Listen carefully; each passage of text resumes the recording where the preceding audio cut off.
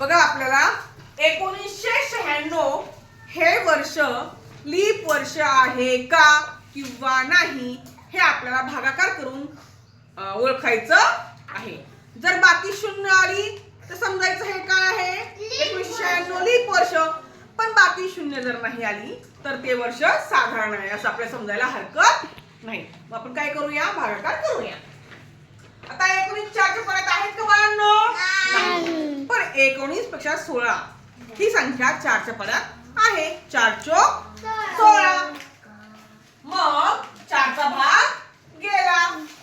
19 मधून 16 गेले 3 राहिले बरोबर का? आता वरून 9 खाली घेतले किती झाले 39. मग 4च्या परत 39 आहे का? नाही. मग 39 पेक्षा लहान संख्या 36 आहे. 4 9 36 म्हणजे 9चा भाग गेला. मग 39 मधून 36 गेले खाली राहिले 3 बरोबर का?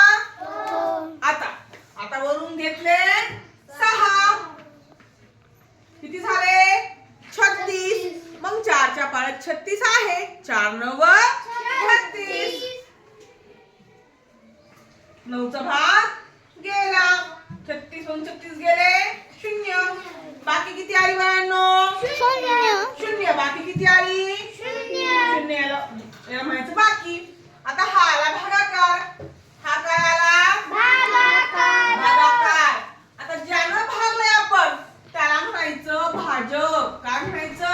भाजक. आणि ज्याला भागलं म्हणजे 1996 ला म्हणायचं भाज्य. काय म्हणायचं? भाज्य. मग हा भागाकार तुम्हाला समजला का? हा भागाकार समजला का? मग 1996 हे लीप वर्ष आहे का? आहे. कारण बाकी काय आली? शून्य. म्हणजे लीप वर्ष आहे. लीप वर्ष आहे. समजलं?